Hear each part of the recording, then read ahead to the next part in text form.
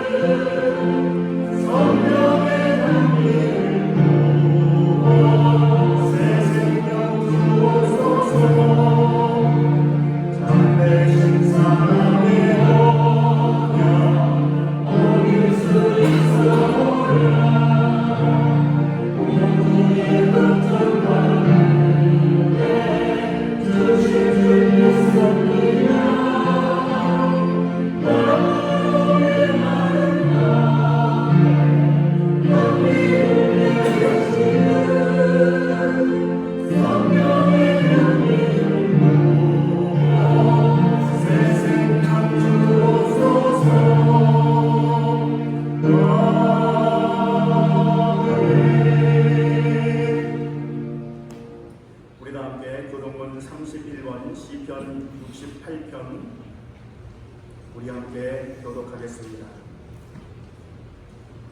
하나님이 일어나시니 원수들은 흩어지며 연기가 불려가듯이 그들을 몰아내소서.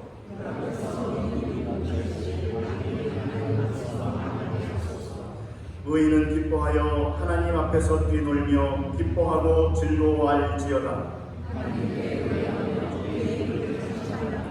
하늘을 타고 광야에 행하시던 이를 위하여 대로를 수축하라. 그의 거룩한 처소에 계신 하나님은 고아의 아버지시며 과부의 재판장이시라. 갇힌 자들은 이끌어내사 형통하게 하시느니라. 함께 있습니다. 하나님이여, 주께서 가난한 자를 위하여 주의 은택을 준비하셨나이다. 아멘. 우리 다 함께 사도신경으로 하나님께 우리의 신앙을 고백하겠습니다. 전능하사 천지를 만드신 하나님 아버지를 내가 믿사오며 그 외아들 우리 주 예수 그리스도를 믿사오니 이는 성령으로 잉태하사 공정여 마리아에게 나시고 본디오 빌라도에게 고난을 받으사 십자가에 못 박혀 죽으시고 장사한 지 사흘 만에 죽은 자 가운데서 다시 살아나시며 하늘에 오르사 전능하신 하나님 편에 앉아 계시다가 저리로서 산자와 죽은 자를 심판하러 오시리라. 성령을 믿사오며 거룩한 공예와 성도가 서로 교통하는 것과 죄를 사하여 주시는 것과 몸이 다시 사는 것과 영혼이 사는 것을 믿사옵나이다. 아멘. 다 자리에 앉으시고 이 시간에는 김영봉 장로님 나오셔서 대표로 기도 인도해 주시겠습니다.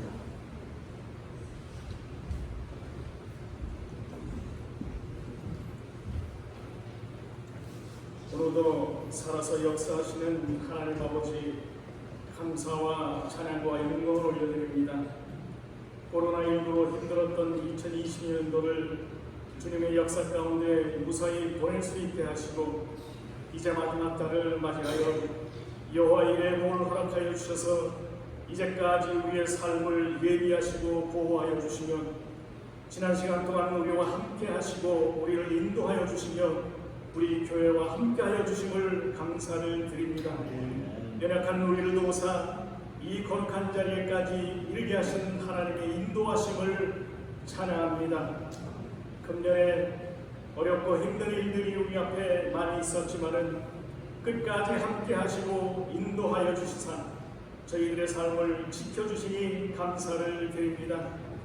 아직도 코로나19로 힘들고 지친 마음을 가지고 주님 앞에 나와 싸우니 우리를 불쌍히 여기시고 공유를 베풀어 주시옵소서. 하나님 아버지, 한 해가 저물어가는 이때에 오직 주님만을 의지하여 주의 전에 모여 싸우니 우리의 찬송과 영광을 받아주시고, 아버지께서 온갖 허물과 죄를 용서하여 주신 같이 우리가 다른 사람의 잘못과 실수를 용서하게 하시고, 정죄함이 없으신 하나님 앞에서 우리를 미워하는 자들과 증오하는 자들을 사랑하게 하여 주시옵소서. 그리하여 모든 우리가 사랑의 뒤로 묶어주시사 하나님 안에서 하나 되는 역사가 있게 하여 주시옵소서. 지난날 우리의 가정에서 우리의 책임을 다하지 못한 것과 교회에서 맡은 일에 충성하지 못한 것, 그리고 나의 일터의 현장에서 빛을 발하지 못하고 소금의 역할을 감당하지 못한 잘못을 용서하여 주시옵소서. 우리의 심령을 변화시켜 주시사 그리스도의 성품과 인격을 담게 하시고, 그리스도의 성품과 인격으로 남은 시간도 잘 마무리할 수 있도록 은혜를 베풀어 주시옵소서. 이 시간 저희들이 드리는 예배를 하나님 받아주시고 진정과 신령으로 드리게 하여 주셔서 무엇보다 은혜를 사모하는 갈급한 심령들이 이 제자를 통하여서 하나님의 은혜를 받고 소생함과 능력을 힘입어 이 세상을 믿음으로 승리하게 하여 주시옵소서. 이 시간 육신의 질병으로 인하여 고통하는 주님의 자녀들을 친히 안수하여 주시사 치료하여 주시고, 마음이 흔들고 어려운 가운데 있는 자녀들에게 평강과 위로의 역사가 있게 하여 주시옵소서. 그리고 병약자들과 노인들을 지켜주셔서 강건한 삶을 살 수 있도록 인도해 주시옵소서. 이 시간도 아가페의 찬양을 들어주시고 홀로 영광을 받아주시며 온 성도님들이 마음의 간증이 될 수 있도록 인도하여 주시옵소서. 오늘도 다인정 목사님 단위에 세우셨사오니 주님께서 장중에 붙들어 주시고 복된 진리의 말씀을 베푸시기에 부족함이 없게 하여 주셔서 저희들의 일주일의 삶을 살아갈 때에 승리하며 살아갈 수 있도록 은혜 베풀어 주시기를 우리를 죄에서 구원하여 주신 예수 그리스도의 이름으로 기도드려옵나이다. 아멘.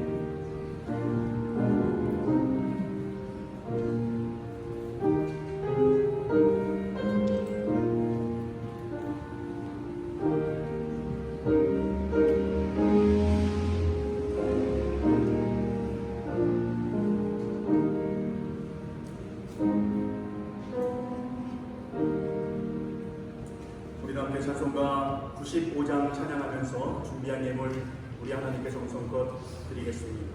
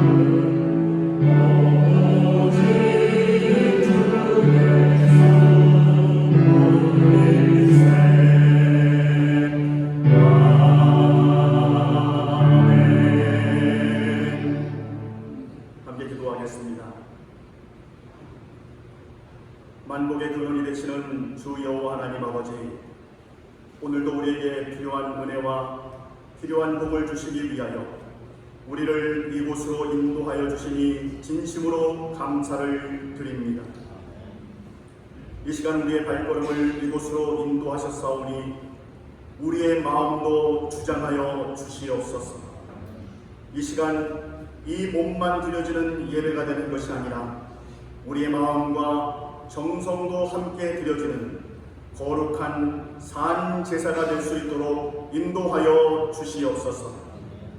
저희들 우리가 가지고 있는 모든 것이 다 하나님께로부터 왔다는 믿음으로 11조를 드립니다. 한 주간도 주님께서 보호하시고 지켜주심에 감사하여 감사 헌금을 드립니다. 하나님의 나라를 확장시키고자 하는 하나님의 뜻을 기억하고 선교 헌금을 드립니다. 또한 어려운 이웃들을 주님의 사랑으로 함께 나누고자 하는 마음으로 구제 헌금을 드립니다. 또한 각자의 기도 제목을 가지고 귀한 예물을 우리 하나님께 올려드립니다. 하나님, 이 예물과 정성을 받아주시고 우리에게 은혜와 능력으로 채워 주시옵소서. 저희들 이 땅을 살아가는 데 있어서 주님의 은혜 없이는 살아갈 수가 없습니다. 한 주간 살아갈 때에 우리에게 필요한 은혜를 각 가정마다 채워 주시옵소서. 특별히 이 시간 간절히 기도하는 것은 주님의 핏값으로 세우신 한인교회를 기억하여 주시옵소서. 이 교회 위에 주님의 크신 은혜와 하나님의 놀라우신 사랑과 성령의 역사가 한인교회 위에 넘쳐날 수 있도록 인도하여 주시옵소서.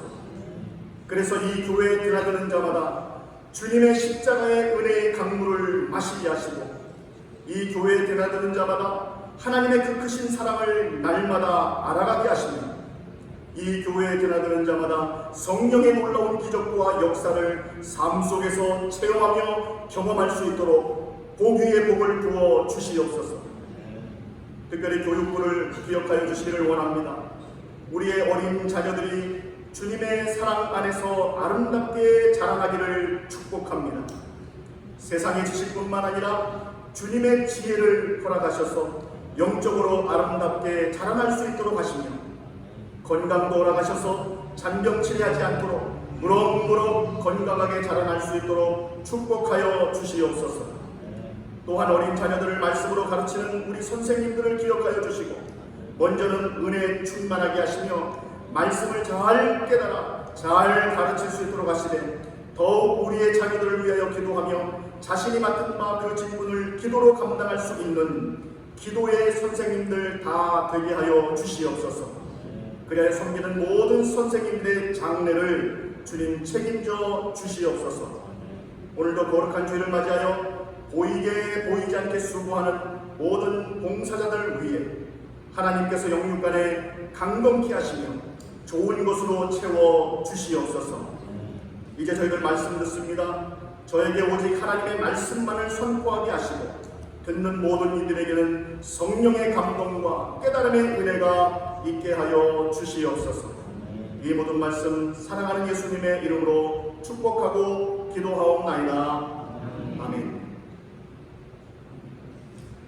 이 시간에 하나님께서 우리에게 주시는 말씀은 창세기 36장 1절부터 8절까지의 말씀입니다. 제가 가지고 있는 성경은 구약성경 55면입니다.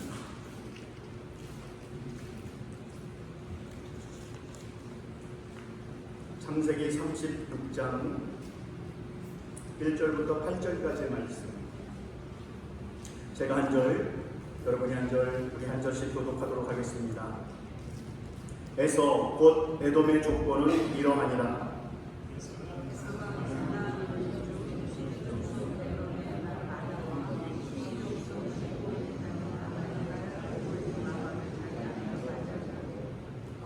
또 이스마엘의 딸 느바요세 누이 바스밧을 맞이하였더니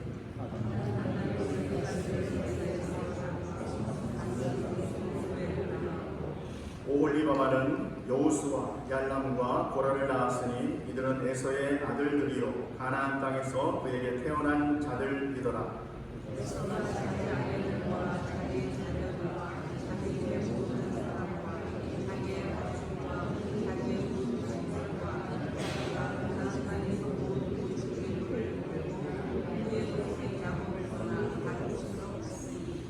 두 사람의 소유가 풍부하여 함께 거주할 수 없음이로라. 그들이 거주하는 땅이 그들의 가축으로 말미암아 그들을 용납할 수 없었더라. 이에 에서 곧 에돔이 세일산에 거주하니라. 아멘. 이 시간에는 아가페 중창단 찬양으로 하나님께 영광 돌리겠습니다.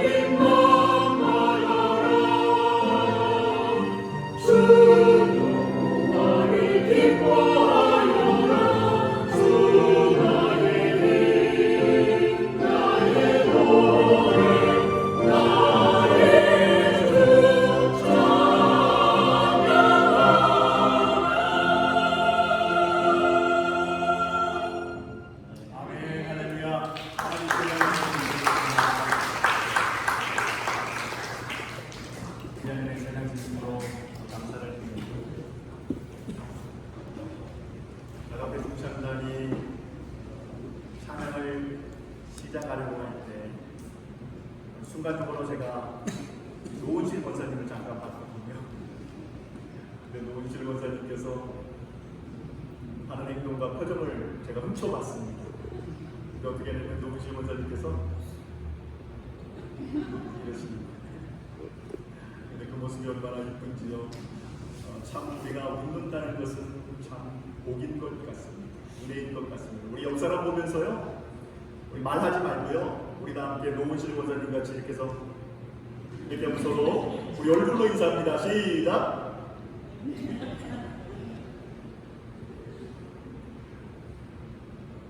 오늘은 항상 주일이 감사하고 즐겁고 기쁘지만요, 그러나 오늘은 더욱더 기쁨이 우리 안에 있는 것 같습니다.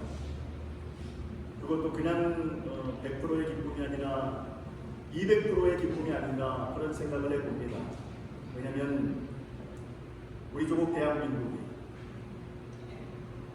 지난 금요일날 포르투갈 2대1로 이겼다는 것, 우리 조국 대한민국 거의 포기하고 이제 무승부로 1대1로 끝나지 않을까 하는 그 순간, 후반전 지난 1분 지난 그때에 극적으로 손흥민이 패스해주고 황희찬이 결정적으로 골을 넣음으로 말미암아 2대1이라고 하는 쾌거를 이루어서 16강에 올라가는 그런 놀라운 기적이 일어났습니다. 그래서 얼마나 기쁜지요. 우리의 조국 대한민국이 이겼다는 것, 16강에 진출했다는 것, 100%의 기쁨이죠. 200%의 기쁨입니다. 왜 그렇습니까?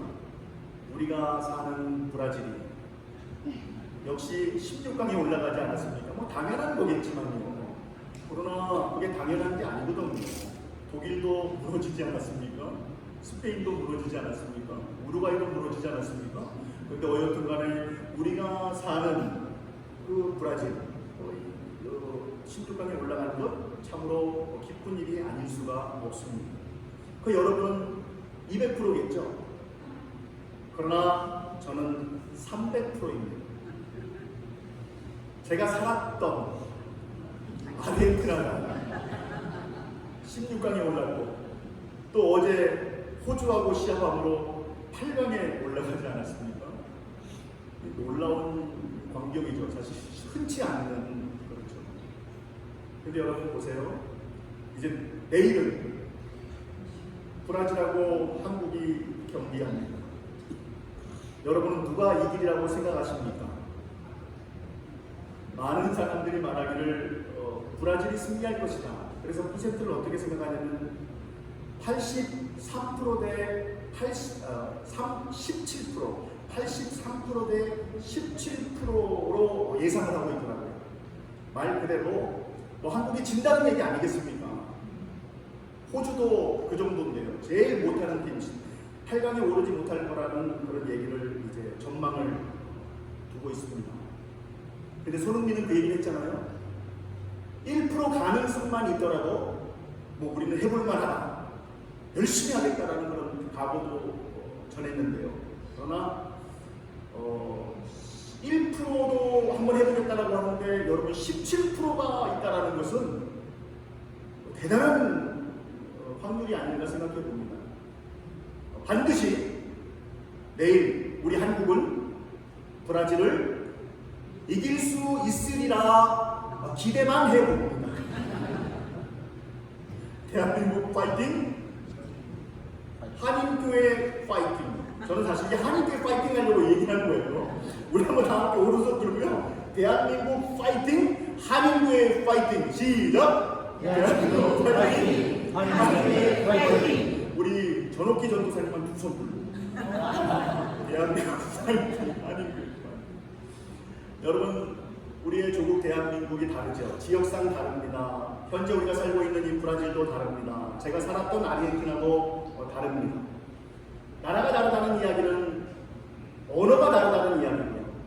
언어가 다르다는 이야기는 문화가 다르다는 이야기입니다. 문화가 다르다는 이야기는 삶의 스타일이 다르다는 거예요, 여러분. 그래서 이 언어라는 것이 얼마나 중요한지 몰라요. 그런데 그 모든 것이 각기 다르기 때문에 각자 살아가는 그런 삶의 방식과 살아가는 그 삶의 스타일이 같을 수가 없습니다. 다르기 때문에 다를 수밖에 없죠. 그런데 여러분, 같은 장소에 태어났다고 해서, 같은 언어를 한다고 해서, 같은 습관을 가지고 있다고 해서, 같은 문화를 가지고 있다고 해서, 또 그렇다고 해서 삶의 방식이 다 똑같은 것은 아닙니다. 왜 그렇습니까? 그것은 바로 서로 가지고 있는 각자가, 개개인이 가지고 있는 가치관이 다르기 때문이죠. 가치관이 다르기 때문에. 그래서 가치관, PPT 한번 또 띄워줘 볼래요? 보면은 가치관, 그 다음 또 PPT 안 나오나요? 예, 가치관, 우리 함께 읽겠습니다. 시작. 인생을 어떻게 살아갈지, 어디로 나아갈지를 제시하는 방향키라는 거예요. 즉, 우리가 똑같은 장소에 산다고 해서 다 똑같은 방향으로 살아가는 것이 아니라는 거예요. 각자가 가지고 있는 가치, 무엇을 소중하게 여기느냐에 따라서 그 목적을 이루기 위하여, 그 목적 장소에 도착하기 위하여, 그렇죠?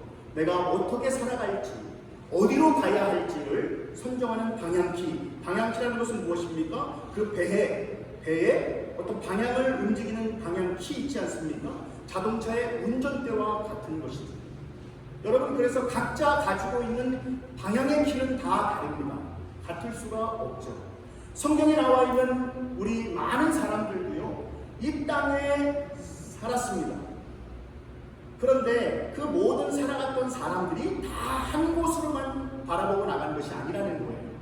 때로는 각자 생각하는 가치관, 각자 방향키가 달랐기 때문에 다 다른 곳으로 가죠.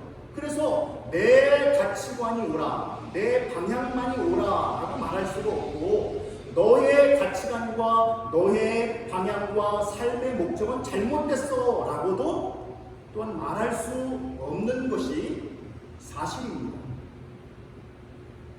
그런데 오늘 우리가 창세기 36장 말씀을 읽었죠.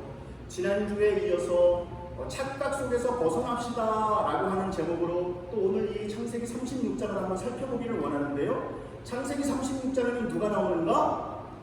우리가 잘 알면서도 잘 알 수 없는 에서의 이야기가 나옵니다. 에서는 누굽니까? 에서는 야곱의 형이죠. 근데 그냥 형도 아니고 야곱의 쌍둥이 형입니다. 그래서 우리는 성경에서, 그리고 늘 설교를 통해서, 성경 공부를 통해서 야곱에 대해서는 많이 우리가 듣고 공부하지만은 이 에서에 대해서는 많이 들어보지 못하는 것이 사실입니다.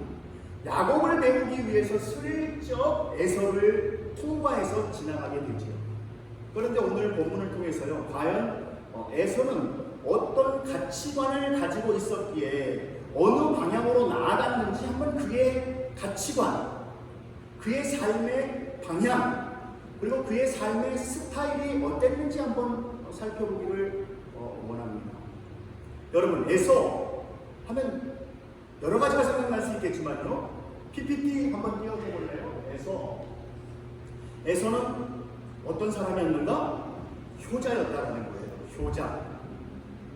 특별히 엄마보다 아버지의 사랑을 많이 받았고요. 또 뭐 당연히 어머니 미부가도 잘했겠지만 아버지에게 참 잘했던 효자였습니다. 예를 들어서 아버지 이삭이 양고기가 먹고 싶다 그러면 친히 이 에서는 밖으로 나가서 어떻게 해요? 그 양을 잡아서 양을 잡는 것뿐만 아니라 본인이 맛있게 만들어서 그것을 어떻게 해요? 그것을 아버지에게 드렸던 아주 효심이 지극한 효자였죠. 역시 맛있는 것 먹으면 우리가 기분이 흐뭇해지잖아요. 여러분, 저도 얼굴이 지금 흐뭇합니다. 왜냐면, 그리고 또 얼굴이 어제보다는 조금 부은 것 같습니다. 그렇죠, 권사님. 많이 먹어서 그렇죠. 어젯밤에 생각지도 않았는데 갑자기 우리 따님께서 아빠, 우리 족발 먹을까?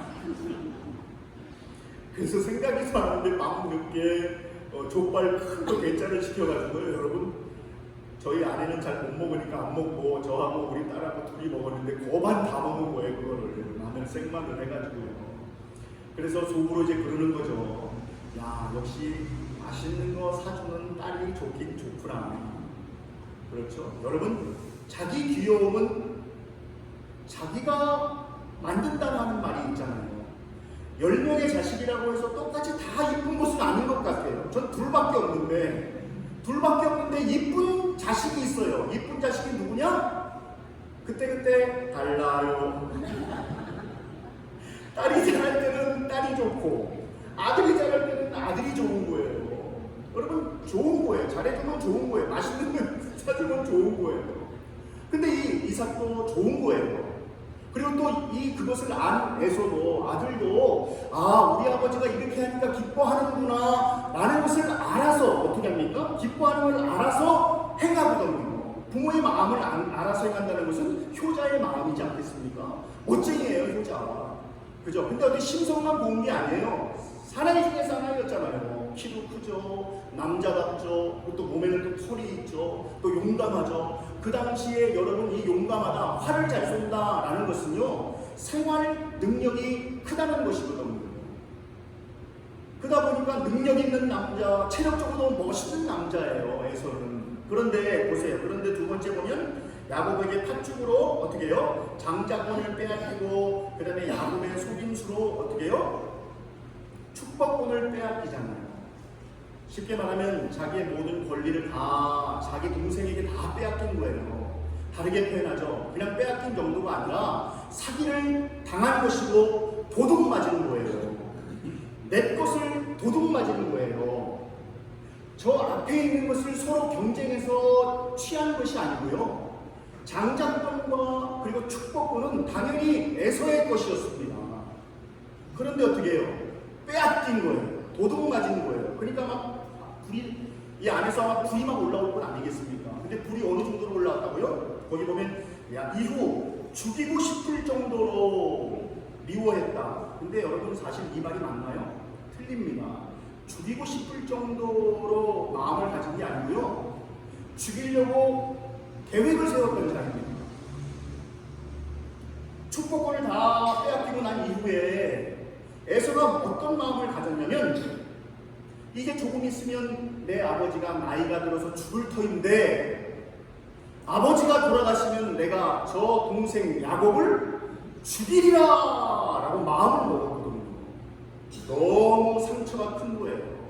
너무 큰 것을 잃어버렸다고 생각하니까 여러분, 속이 상한 거예요. 그것도 다른 사람도 아닌 친동생이 나를 속여서 사기를 쳐서 내 모든 것을 다 뺏어가 라고 하는 이 화가 견딜 수가 없는 거예요.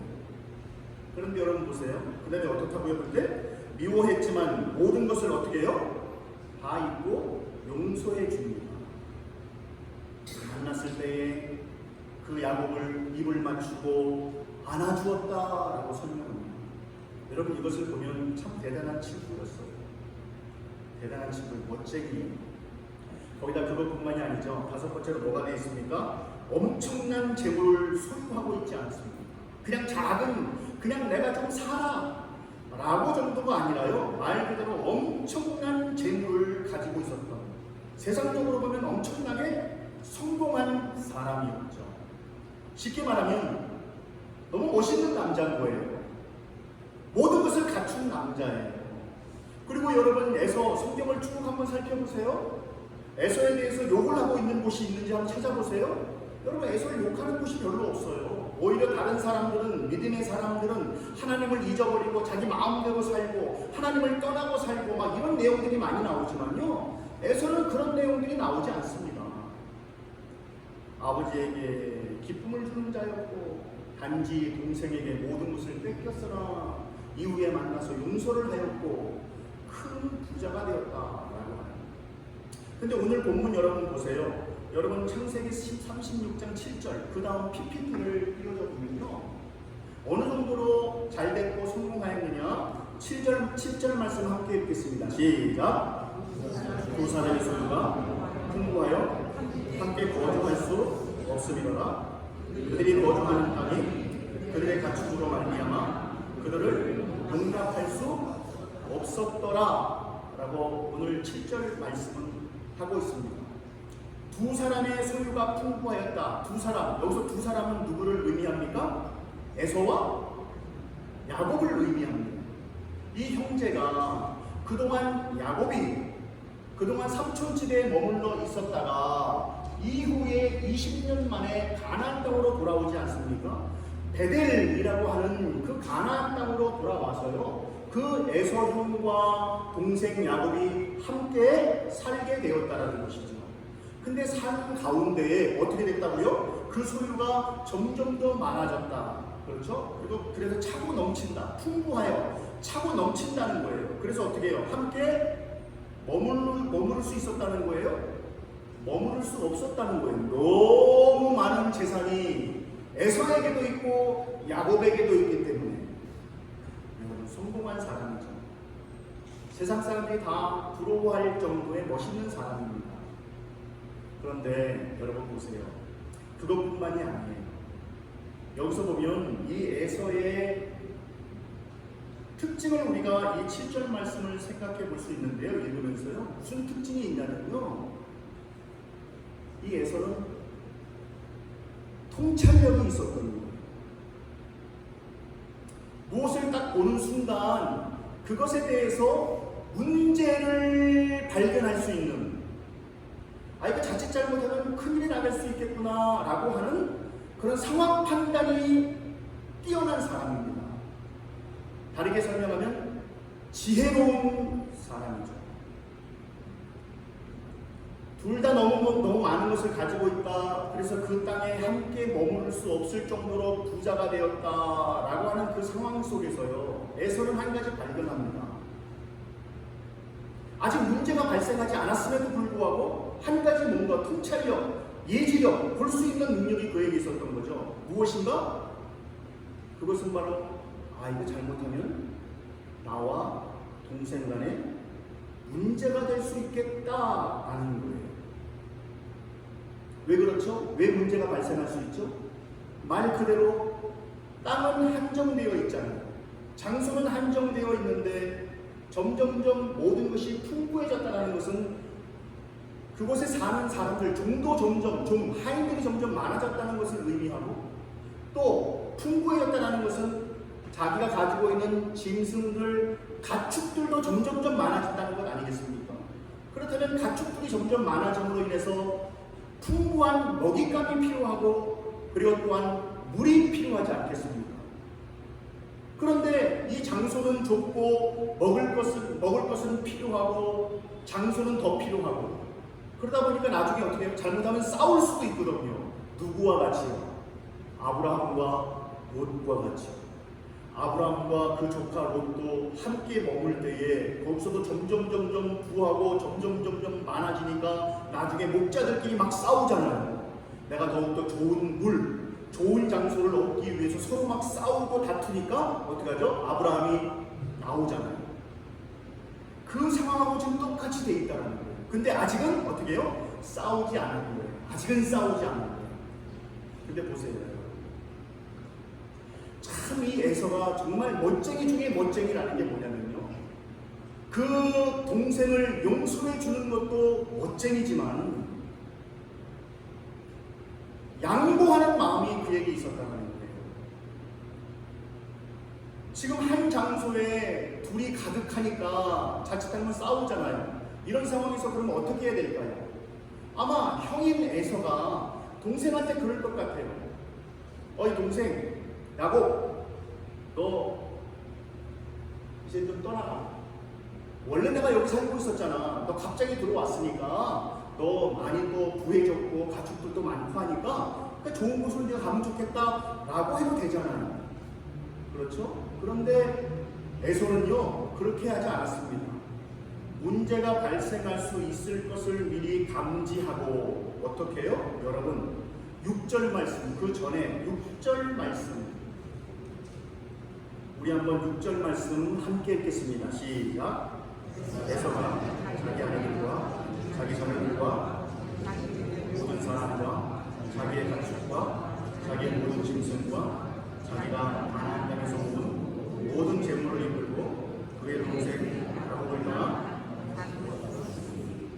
지금 야곱을 떠나 어떻게 됐다고요? 다른 곳으로 갔다 하고 설명하고 있습니다. 여러분, 이런 형 보셨습니까? 부모님이 재산이 많으면 그 재산을 한 푼이라도 더 얻기 위해서 자녀들이 막 싸우는 것을 볼 수가 있잖아요. 한 푼이라도 더 가지려고 하는, 그리고 더 좋은 장소를 차지하려고 하는, 여러분 그것이 요즘 나타나는 현실 아니겠습니까? 그렇다고 해서 과거라고 해서 그러면 순수한 일이냐? 여러분 그렇지 않을 것 같아요. 과거에도 똑같은 우리 인간의 본능, 우리 인간의 마음 똑같거든요. 우리는 욕심이 있기 때문에 더 가지려고 하지. 그리고 내가 더 좋은 것을 내가 취하려고 하지. 여기서 그런데 여러분 6절은 어떻게 해요? 과감하게 모든 것을 다 어떻습니까? 내려놓습니다. 내가 손해를 본다 할지라도 내가 어떻게 해요? 양보하는 그런 미덕이 이 에서에게 있었다는 것이죠. 저는 이 에서를 살펴볼 때마다 정말 너무나 멋진 남자입니다. 부러운 남자입니다. 상남자입니다. 용서하는 것도 어렵겠지만 양보하는 것조차 이건 정말 더 어려운 일이거든요. 근데 모든 것을 다 내려놓습니다. 말 그대로 형만한 아우 없다라는 그런 말이 있잖아요. 사실 저는 형만한 아우 없다라는 얘기를 들으면 들을수록 저는 사실은 조금 약간 속이 뒤집힙니다. 왜요? 제가 형이 아니기 때문입니다. 형만한 아우 없다라는 것은 형이 좋다라는 거죠. 아우보다 형이 낫다라는 거잖아요. 즉 아우가 못하다는 거잖아요. 제가 막내거든요. 막내가 못하다는 거잖아요. 저희 아내는 장녀입니다. 늘 그래서 장녀와 막내가 싸울 때는 어딘가 모르게 아우는 동생은 동생이야 라고 하는 그런 열등감이 저에게 살짝은 있는 것 같아요. 아니 왜 동생은 뭐 좋은 동생 없어? 내 개인적으로 생각할 때는 내가 우리 형보다는 좀 나았던 것 같은데 라는 생각을 스스로 가져봅니다. 그러나 어여튼간에 여기 오늘 나와 있는 이 형에서는 확실히 동생보다는 나았습니다. 너무 멋진 사람입니다. 세상의 눈으로 볼 때 누가 에서를 향해서 돌을 던질 수가 있으며 그 에서가 잘못됐다라고 말할 사람이 누가 있겠습니까? 지금까지 여러분 제가 쭉 설명해드린 모든 것들은 다 좋은 거 아니겠습니까? 에서의 장점 아니겠습니까? 그죠? 양보. 저는 그래서 이거 말씀을 또 묵상하면서 양보하자. 양보가 삶의 미덕이다 라는 것을 또 한 번 생각해 봅니다. 우리 아까도 오른손 지었지만요, 지금 또 한번 오른손 한번 져보세요. 그리고 오른손만 져보면 조금 아쉬우면 양손 다 쥐어도 좋고요. 여러분 오른손 한번 쥐고요, 옆에 분 보면서 이 주먹으로 때리지 마시고요. 우리 모두 한번 서로 한번 역사를 외쳤습니다. 우리 모두 양보합시다. 지금 제가 양보 앞에 몇 번 외쳤습니까? 3번이죠. 3번이고 그 다음에 양보합시다. 3번 양보 반복하고 4번째 양보합시다. 우리 모두 한번 마음을 한번 좀 다지면서요. 한번 한번 결심하면서요. 우리 한번 앞에 알겠습니다. 4번이라고 하죠. 앞에 3번 그리고 양보합시다. 우리 모두 양보합시다. 우리 한번 서로 옆 사람에게 권면하고 다짐하겠습니다. 시작. 우리 모두 양보합시다. 여러분 이 하는 가운데서도 양보 못하는 사람이 있어요. 양보할 때 옆에 사람이 어떤 사람이 양보 이 순간에도 보를 내고 싶어가지고 이기려고. 그런 분은 여기 당연히 계시지 않죠. 여러분 그렇습니다. 양보를 하고 싶다고 해서 양보할 수 있는 게 아니에요. 그렇죠? 그만큼 그 사람이 살아온 그 인생이, 살아온 삶이, 그 삶의 마음의 바탕이 그만큼 선하고 이뻤기 때문 아니겠습니까? 그렇죠? 그러니까 그게 당장 이렇게 얘기하지도 않아요. 서로 타협하지도 않아요. 야곱하고 만나지도 않아요. 그냥 갑자기 어떻게 해요? 나의 모든 것을 가지고 야곱을 떠나갔다라고 설명해요. 여러분, 그래서 이 말씀, 이 6절의 말씀을 가지고 어쩌면 야곱도 몰랐을지 몰라요. 어쩌면 왜 갑자기 잘했던 형이 왜 우리랑 같이 살았던 이 자리에서 왜 갑자기 간다고 했을까? 알겠지만 그러나 말없이 떠나간다. 어쩌면 야곱도 속으로 그랬을지 몰라요. 역시 형은 형이구나, 역시 나는 동생이구나 라고 생각했을지도 몰라요. 제가 지금 여러분 긴 시간 동안 에서의 놀라운 점, 장점, 그런 점들을 다 여러분에게 지금 열거했습니다. 정말 열을 내면서 여러분에게 이야기했습니다. 우리 인간으로 볼 때는 너무나 멋진 사람이고 인격이 너무나 좋은 사람이고 그리고 또한 남을 배려할 수 있는, 그렇죠? 귀한 역지사지의 사람입니다. 인간의 눈으로 볼 때는 그렇다라는 거예요. 완벽한 사람이었습니다. 자, 그런데 한번 지금은 약간 좀 생각을 좀 달리했어요. 우리는 그렇게 바라보고 그렇게 생각되는데 여러분 보세요. 중요한 것은 하나님의 예서를 어떻게 보느냐가 중요한 것 아니겠습니까?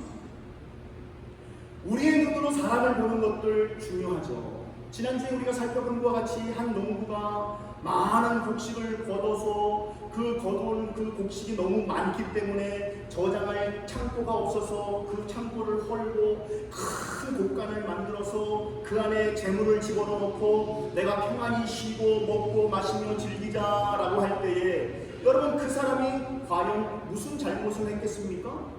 그러나 큰 착각이라는 거죠. 하나님 보시기에 착각하지 마.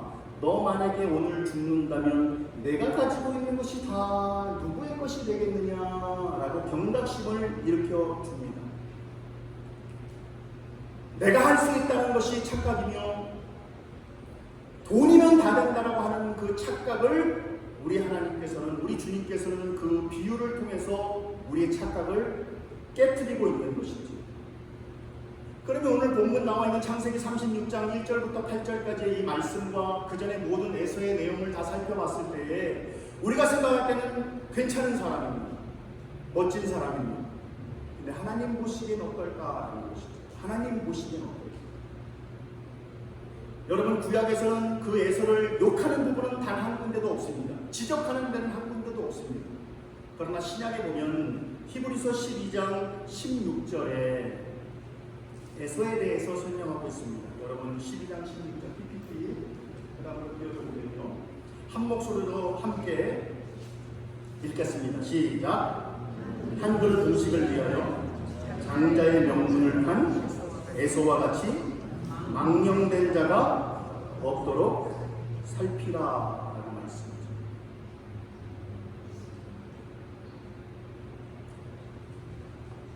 우리는 멋진 사람이었습니다.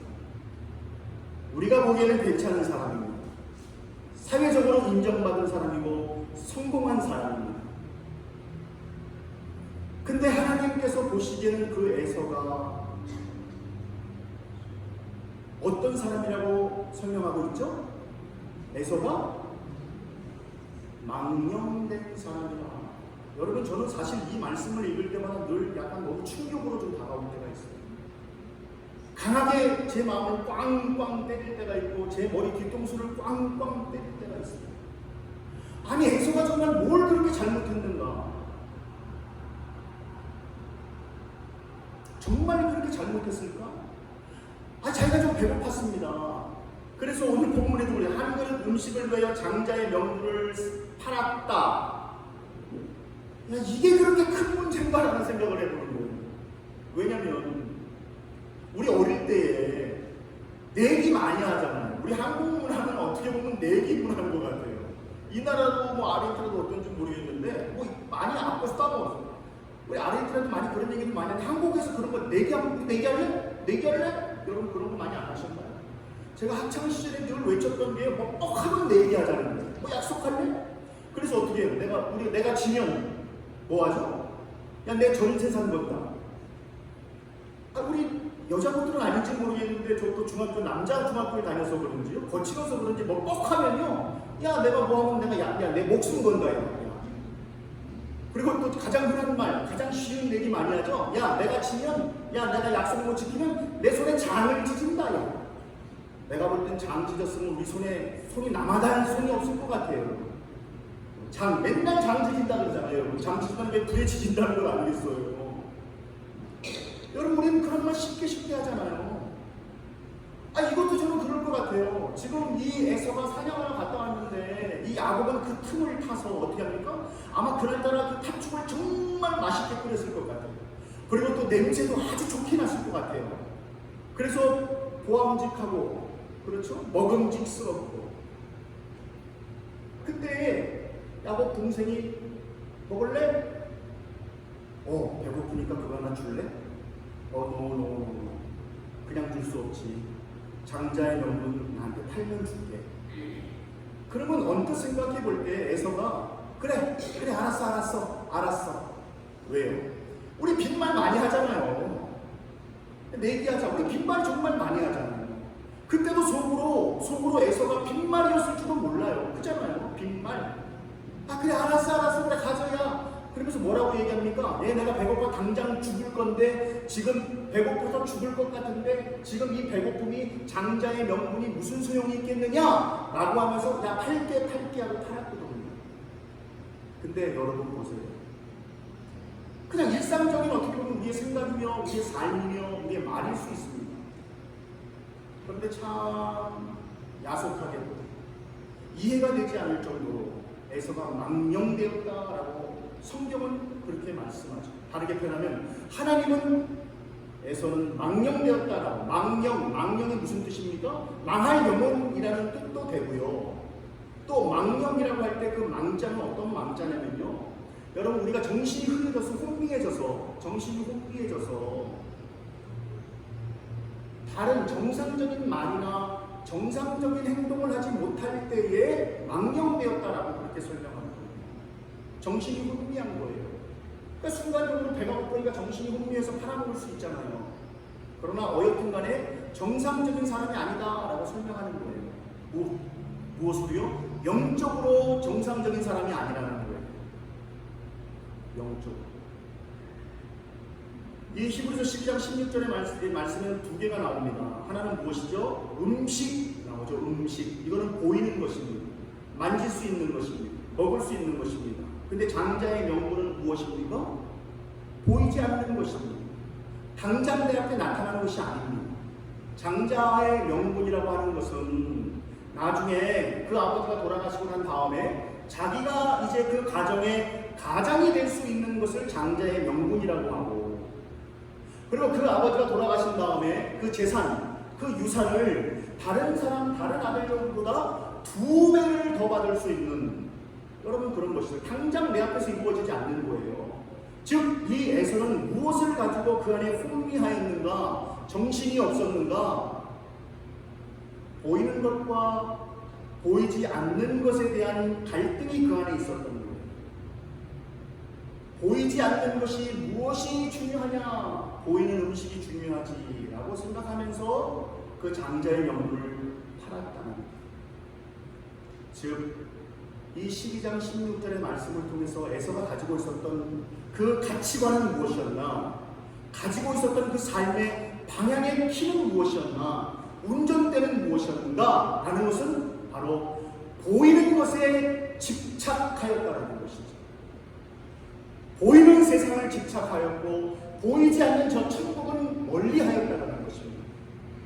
내 눈에 보이는 것은 사모하였으나 보이지 않는 하나님은 멀리하였다 하는 것이죠.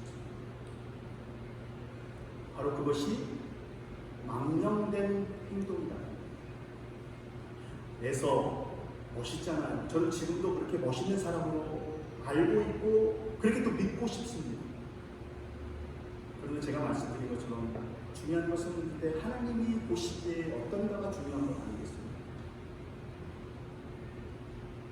사랑하는 성도 여러분, 제가 간절히 기도하고 소원하는 것은 우리 교회에 보이는 것에만 집중하고 말미암아 보이지 않는 것을 등한시 여겨서 망령된 자가 되는 것이 아니라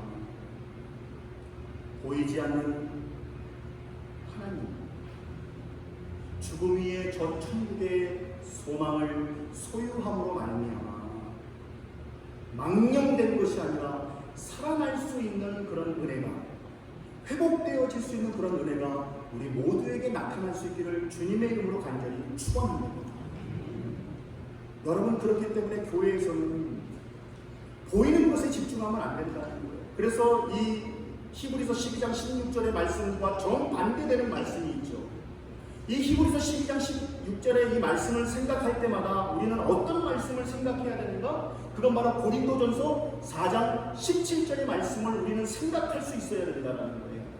우리가 주목하는 것은 주목이라는 건 무엇입니까? 집중 아니겠습니까? 집중하라. 믿음의 사람들이 집중하는 것은 보이는 것이 아니고 보이지 않는 것이고, 보이지 않는 것은, 보이는 것은 잠깐이요, 보이지 않는 것은 영원함이라 라고 그렇게 말씀합니다. 사랑하는 성도 여러분, 에서와 같은 자가 되지 않기를 원합니다. 그래서 여러분, 그 다음 거를 띄워보면 그 다음 거 띄워줘 볼래요? 그 다음 거, 이거만 그 다음 거. 우리의 가치관을 하나님의 가치관으로 바꿔야 되는데, 그 17절 말씀, 히브리서 17절 말씀 함께 읽겠습니다. 시작. 너희가 아는 바와 같이 축복을 이어받으려고 눈물을 흘리며 구하되 어린 바가 되어 회개할 기회를 얻지 못하였느니라 라고 설명합니다. 에서가 망령된 자로서 결국 그가 다시 그 복을 받기를 원했으나 어떻게 됐다는 거예요? 버린 바가 되었다. 구하되 버린 바가 되었다. 회개할 기회를 얻지 못하였다. 기회가 없었다는 것이죠.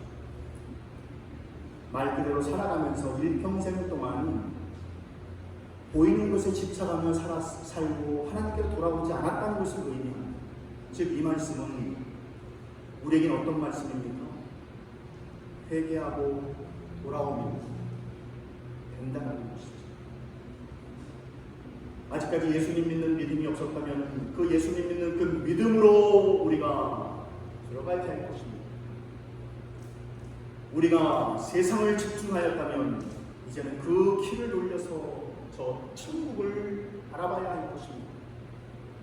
그동안 나를 바라봤다면 이제는 주 예수 그리스도를 바라보므로 말미암아 살아가는 그 삶, 아무리 선하게 살았다 할지라도, 아무리 내가 양보하고 용서하며 살았다 할지라도 하나님 없는 용서와 하나님 없는 사랑은 하나님 보시기에 다 인정되지 않는다는 거예요. 내가 아무리 이 땅에서 선한 일을 하며 살며 어려운 이들을 도와주며 살았다 할지라도 하나님 없는 선행과 하나님 없는 구제는 하나님 보시기에 아무것도 아니라는 거예요. 우리 인간들의 생각으로는 당연히 이해가 되지 않습니다. 아니, 왜 우리가 선하게 살고 구제하고 이렇게 착하게 살았는데, 법 없이도 살았는데. 그러나 하나님은 말씀하십니다. 그러나 내 속에는 나를 경외하며 나를 믿는 믿음이 없지 않았느냐 라는 것을 의미합니다. 아직까지는 우리에게 기회가 있습니다. 하나님께로 돌아갈 기회가 우리에게는 아직은 있습니다.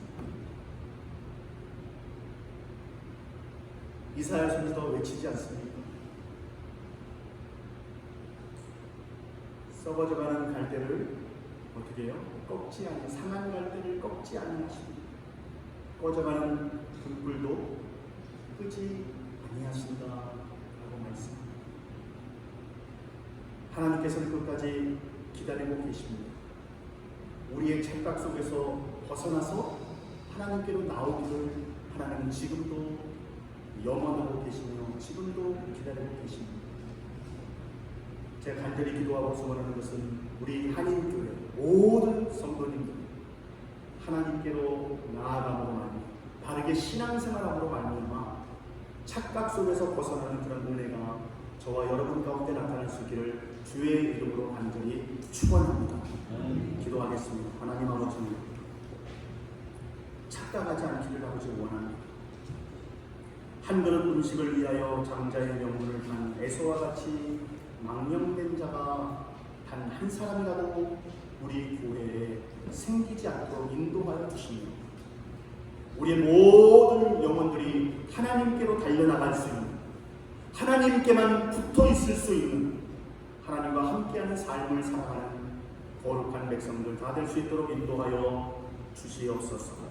간절히 바라오며 사랑하는 예수님의 이름으로 기도드리옵나이다. 아멘. 여러분의 광고 말씀 드리겠습니다. 성경 매일 우리 한 장 읽기 운동이 진행 중에 있습니다. 이제 사도행전을 마치고 이제 로마서로 들어갑니다. 여러분 말씀을 읽으면서 그 말씀의 놀라운 깨달음과 그 말씀의 능력을 경험하며 살 수 있는 우리 모두가 될 수 있기를 주님의 이름으로 부탁을 드립니다. 그리고 2023년도 달력이 나왔습니다. 이제 오늘 여러분에게 보여드리는데요. 두 가지 종류의 달력이 있습니다. 하나는 탁상용 달력이 있고요.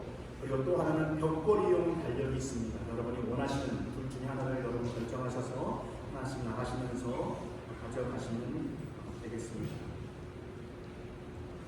그리고 추가 임명을 합니다.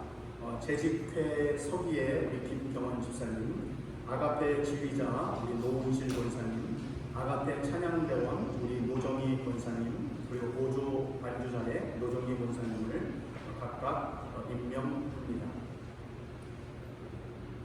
그리고 우리 각 모임 우리 예배 마치고 나서 겨자수서 때 원래가 있고요. 저는 남전도에 원래 되고 있습니다. 남전도 회원들 함께 모여서 기도하며 교회를 위해서 열심히 섬겨주시기를 부탁 말씀드리고요. 그리고 또 감사한 것은 오늘도 주일 간식 우리 정보민 집사님, 이지혜 집사님 가정에서 주일 간식을 제공해 주십니다. 진심으로 감사를 드립니다. 그리고 또 이렇게 뵈니까 우리 갑자기 깜짝 놀라서 도문순 권사님 계시네요. 네. 우리 도문순 권사님 제가 그런 몇 개월 후에 내년 교육에 오실 거라고 제가 들었는데 이렇게 오셨습니다. 박수로 우리 한번 도문순 권사님 그리고 또 이영수 권사님도 또 여행도 잘 다녀오시고 건강한 모습 보셔서 너무 감사합니다. 근데 아직 좀 몸이 좀 불편하신 분들이 많이 계십니다. 그리고 윤경석 우리 집사님도 코로나 걸리셨는데 또 회복돼서 이렇게 오셔서 너무 감사합니다. 근데 아직 연약하신 분들이 달경옥 집사님 같은 분이 좀 약간 몸이 좀 안 좋으셔서 또 오늘 나오신다고 했는데 못 나오셨네요. 달 집사님을 위해서도 여러분 기도해 주시고요. 아마 또 지금 또 코로나로 인해서 많이 요즘 또 감염이 많이 된다고 하거든요. 감기, 코로나 조심하시고 건강 운영하시기를 말씀드립니다. 다른 광고 주보 참고하시고 우리 다 함께 일어나서서 620장 우리 1절과 3절 우리 그룹의 축도로 예배를 마치겠습니다.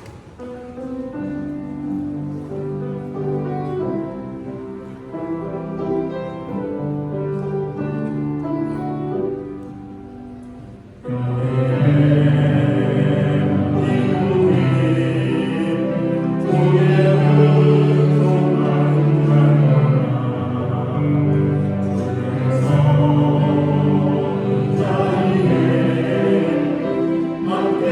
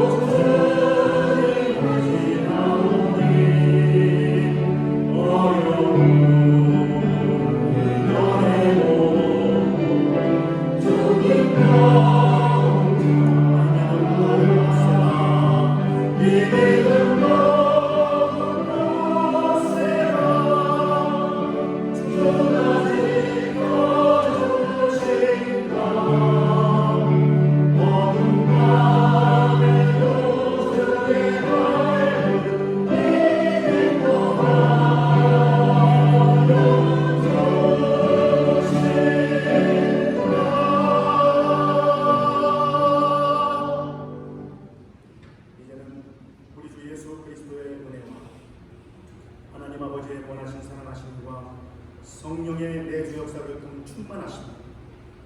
오늘도 하나님의 말씀을 듣고 우리가 세상 속에 착각 속에 빠져 사는 것이 아니라 오직 주님의 말씀, 오직 십자가만을 바라봄으로 말미암아 오직 보이지 않는 저 천국과 우리 하나님만을 바라봄으로 말미암아 이 땅에서 거룩한 삶을 살아가기에 또한 하나님에게 인정받기를 소원하고 다짐하는 이 예배에 참석한 모든 성도들 머리머리 위에와 그들의 가정과 자녀 위에와 하시는 일들 위에와 또한 주님의 핏값으로 세우신 이 교회 위에 이제로부터 영원토록 함께 하시기를 간절히 축원하옵나이다.